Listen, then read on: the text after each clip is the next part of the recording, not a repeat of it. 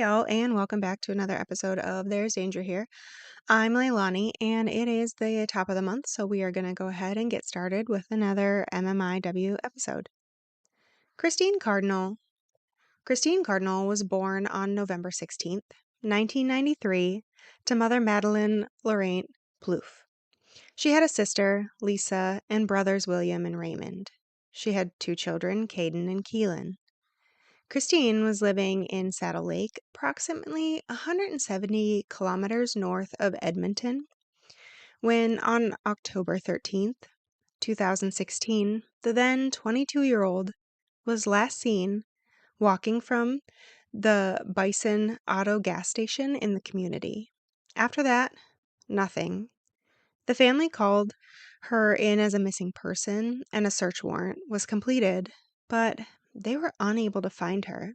For 2 years, she remained missing until May of 2018 when Christine's remains were found in Saddle Lake.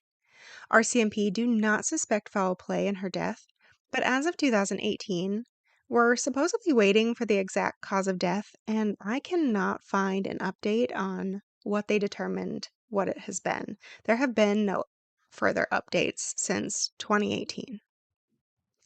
Much like many of these cases, these are going to be short and without a whole lot of information, unfortunately, which we all know leaves families open-ended as well. So I really just want to keep highlighting them, even though in her case, they don't suspect foul play. Cindy Gladow. Cindy Gladow was a Cree woman and the oldest of 4 siblings. The family lived in Cold Lake until they moved to Edmonton years later. All sources report Cindy was a happy child, and she ended up living close to her mother's parents, and her grandmother called her Shandy. She was close to all of her extended family. Later in life, Gladow loved Facebook, chatting to her friends, cooking, and watching cooking shows. However, at some point, family reported that she fell into the wrong crowd, though she remained an optimist despite the ups and downs after this. By 2011, she was the mother of 3 children. On June 22nd, 2011, the then 36-year-old was found dead in an Edmonton hotel room. Cindy had gotten into sex work and was with a man named Bradley Barton at the time of her death. On video surveillance, Cindy had been in the same hotel room the night before, seen leaving, then returning the next night, where she was ultimately found in the bathtub. You see, Cindy had bled to death from an 11-centimeter wound to her vagina. On March 18, 2015, a jury found Bradley Barton not guilty of first-degree murder. The result of this was anger and rallies from St. John's to Victoria. At the rally, Cindy's mother wrote a statement that was read aloud by one of the organizers of an Edmonton rally. Part of it stated, quote, "My daughter, Cindy Ivy Gladow, was born on July 23rd, 1974, in Athabasca. Cindy was my only child for 5 years until my son Kevin was born. Cindy got jealous because she now had a brother. She wasn't a baby anymore." End quote. In June 2017, the Alberta Court of Appeal actually overturned Barton's acquittal and ordered a new trial.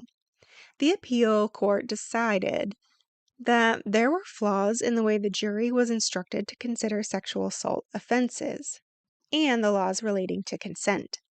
Barton's lawyer appealed, saying the appeal court's ruling is flawed.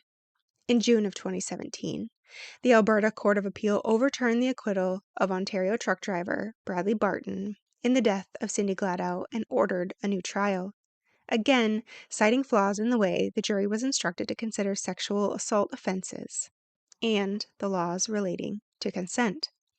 In March of 2018, it was announced that the Supreme Court would review for an order for a new trial. And in 2021, the second trial occurred, and Bradley was found guilty of manslaughter. He was sentenced to 11.5 years. In January 2026, Bradley was already up for parole, but luckily was denied. The parole board cited that he would pose a risk to the community.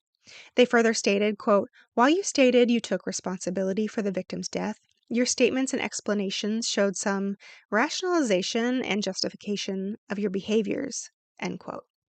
The board wrote in its decision, Barton performed a, quote, "highly invasive," end quote, sexual act on his intoxicated victim, but failed to seek help, instead checking out of the hotel and lying to police to avoid responsibility.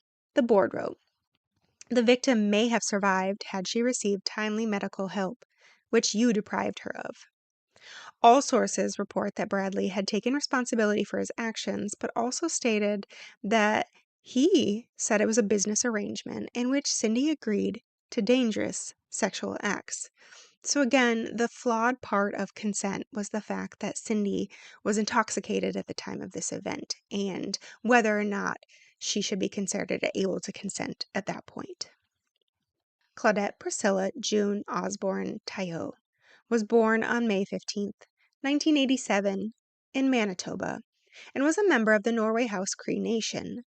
Growing up, Claudette was a tomboy who was known for her large personality and her laughter. When Claudette was 12, her father was admitted to a nearby hospital. Unfortunately, while Claudette's father was in the hospital, Claudette suffered sexual abuse by a family friend. After that, Claudette ran away to Winnipeg, Manitoba, feeling like she couldn't really turn to her family, not because they wouldn't be supportive or helpful, but because she didn't want to be a burden to them. From there, her life got worse. She met an abusive older man who led her into using drugs, and then, of course, forced her into sex work. Claudette went by the street name Penny Tayo and used the money she earned on the streets to purchase more drugs. Eventually, her family intervened, helping her get into placement. Claudette's life seemed to be going upward, and she decided on a career to become a social worker. Soon, she met and became engaged to Matthew Bushby. In order to give her the best chance of success, the pair decided to move to Emerson, Manitoba. However, even after moving, Claudette continued to fall into drug use and would engage in sex works in order to pay for her habit. Still, the couple managed to stay together and had 2 children, Patience and Isaiah. Adding to the family, as Claudette had given birth to other children, Dayton and Layla, before meeting her fiancé. While she had been clean with 3 of her pregnancies, Claudette ended up backsliding and using while she was pregnant with Patience. After she was born on July 10, 2008, Child Protective Services almost immediately took Patience from Claudette. 15 days later, on the night of July 24, 2008, the then 21-year-old made multiple calls to loved ones. She asked to be picked up from the Lincoln Motor Hotel in Winnipeg. She left messages where she claimed a man was trying to force himself on her, and she felt unsafe. When she couldn't get a hold of anyone, she threw the man's keys out of the hotel window and ran off as he went for them. Claudette made it down the street to a payphone, where she continued attempting to get a hold of family, but still couldn't get an answer. At 6:30 a.m. on July 25th, she made one more call to her sister Tina Osborne, using a payphone located at the intersection of Selkirk Avenue and King Street. That final call also remained unanswered. Tina didn't get the message until days later when she was able to add minutes to her phone. Family went to police right after that and were told Claudette would likely show up in a few days. Despite what they were told, Claudette's family worried about her. They urged police to actually do something, as they felt the situation was wrong. In order to help get law enforcement involved, the chief of Norway House got in touch with the Winnipeg police to help facilitate a meeting in order to get an investigation underway. The first Winnipeg Police Service press release on Osborne circulated almost 2 weeks after she went missing. The WPS reported Winnipeg's Selkirk Avenue and Charles Street, an inner-city area known to sex trade workers, was the last place she was seen. Not long after the press release was shared, police revised the area in which they believe Claudette was last seen, changing it to the Lincoln Motor Hotel, where she had first made her calls for help. While there had been surveillance footage showing her leaving the hotel and heading down the street, given how long it took for investigators to get involved, it had already been recorded over. In November 2008, Claudette's family put up posters around Winnipeg. They also spoke to the media in hopes of gathering a group of volunteers to help search for Claudette. However, when the day came to search, no one other than family members showed up. 2 years after the disappearance, a judge signed off on allowing police access to the phone records from Claudette's phone card. From there, they were able to confirm her movements on the night she went missing. Given the new information, they once again changed the area where Claudette was last seen, finally stating her last known area of contact was Selkirk Avenue and King Street, where she made that phone call to her sister. In 2012, a joint collaboration between the RCMP and Winnipeg Police was created. Again, we all know this, Project Devote. The project would create a task force dedicated to investigating missing and murdered people in Manitoba. Claudette's case is one of many currently being investigated. The family has helped raise a $20,000 reward for information leading to Claudette's whereabouts. Few details about her case have been publicly commented on by law enforcement, as they don't want to compromise the integrity of the investigation. Claudette's family is frustrated over the number of officers who have taken on and abandoned her case. They worry parts of the investigation could be lost due to the number of people handling it. Constance, or Connie Lynn Cameron, was one of 3 kids in her family. The 20-year-old was from the Fisher River Cree Nation in Manitoba.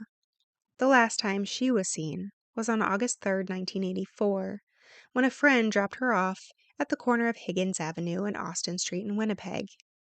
3 days later, her body was discovered in a wooded area in Fort Garry district of the city. In 1985, Crime Stoppers offered a $2,000 reward for information relating to the case.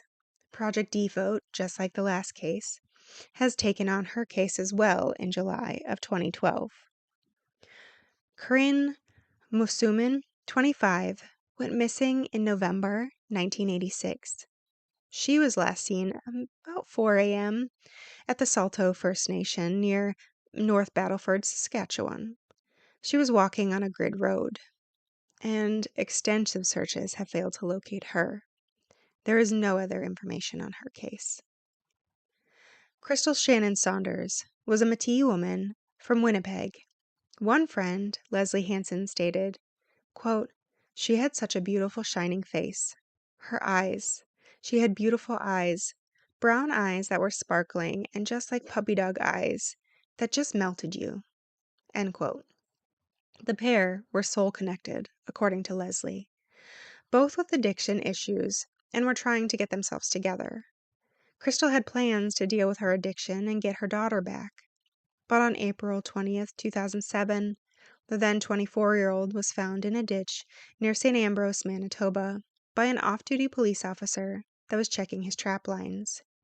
He kept the scene preserved while investigating authorities arrived.